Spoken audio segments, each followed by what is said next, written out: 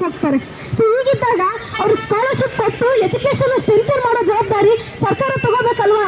ಅದನ್ನ ಮಾಡ್ದೇನೆ ಸ್ಕಾಲರ್ಶಿಪ್ ಕೊಡಲ್ಲ, ಏನು ಬೇಸಿಕ್ ಫೆಸಿಲಿಟೀಸ್ ಕೊಡಲ್ಲ, ಗೌರ್ಮೆಂಟ್ ಸ್ಕೂಲ್ ಕಾಲೇಜ್ಗಳನ್ನ ಮುಚ್ಚಾಕ್ತೀವಿ ಅಂತ ಈಸಿಯಾಗಿ ಹೇಳ್ತಾರೆ. ಸೊ ಹೀಗಿದ್ದಾಗ ನಾವುಗಳು ಈ ದೇಶದ ವಿದ್ಯಾರ್ಥಿಗಳು ಭಗತ್ ಸಿಂಗ್ನಿಂದ ನೇತಾಜಿಯಿಂದ ಇನ್ಸ್ಪೈರ್ ಆಗಿ ಅನ್ಯಾಯಕ್ಕಿಂತ ಪ್ರಶ್ನೆ ಮಾಡಿ ಇವತ್ತು ಗೌರ್ಮೆಂಟ್ ಸ್ಕೂಲ್ಗಳನ್ನ ಮತ್ತು ವಿದ್ಯಾರ್ಥಿಗಳನ್ನ ಕಾಪಾಡ್ಕೊಳ್ಳುವಂತ ಸೈನಿಕರು ನಾವು ಆಗಬೇಕು. ಅದನ್ನ ಕಾಪಾಡ್ಕೊಳ್ಳೋಕೆ ನಾವುಗಳೇ ಮುಂದೆ ಹೆಜ್ಜೆ ಇಡಬೇಕು. ಇವತ್ತು ಇಷ್ಟೇ ಸಂಖ್ಯೆಯಲ್ಲಿ ಸೇರಿದ ಆದ್ರೆ ನೀವೆಲ್ಲ ಆ ಕಾಲೇಜನ್ನ ರೆಪ್ರೆಸೆಂಟ್ ಮಾಡಿ ಬಂದಿದ್ದೀರಾ ಫ್ರೆಂಡ್ಸ್. ನಿಮಗೆ ಅನ್ಯಾಯ ಅಂತ ಅನ್ಸಿದೆ, ನಿಮಗೆ ಅದು ತಪ್ಪು ಅಂತ ಅನ್ಸಿದೆ, ಆ ತಪ್ಪು ಅಂತ ಅನ್ಸೋದಕ್ಕೆ ನೀವು ಇಷ್ಟು ಜನ ಬಂದಿರೋದು. ನಿಮ್ಗೆಲ್ಲರಿಗೂ ಕೂಡ ನಾನು ಕ್ರಾಂತಿಕಾರಿ ಶುಭಾಶಯಗಳನ್ನ ಹೇಳಕ್ ಇಷ್ಟಪಡ್ತೀನಿ ಫ್ರೆಂಡ್ಸ್. ನಿಮ್ಮ ವಿದ್ಯಾರ್ಥಿಗಳು ನಿಮ್ಮ ಫ್ರೆಂಡ್ಸಿಗೆ ತಗೊಂಡೋಗಿ ಹೇಳಿ. ಇವಾಗ ಮೊನ್ನೆ ನ್ಯೂಸ್ ಪೇಪರ್ ಅಲ್ಲಿ ಗಮನಿಸಿದ್ರೆ 6,000 ಸರ್ಕಾರಿ ಶಾಲೆಗಳಲ್ಲಿ ಕಡಿಮೆ ಮಕ್ಕಳಿದ್ದಾರೆ ಅಂತ ಮುಚ್ಚಾದಕ್ಕೆ ಕೊಟ್ಟಿದ್ದಾರೆ. ಸೊ ಯಾವ ಇವತ್ತು 50,000ಕ್ಕಿಂತ ಶಿಕ್ಷಕರನ್ನ ನೇಮಕ ಮಾಡ್ಕೊಂಡಿಲ್ಲ.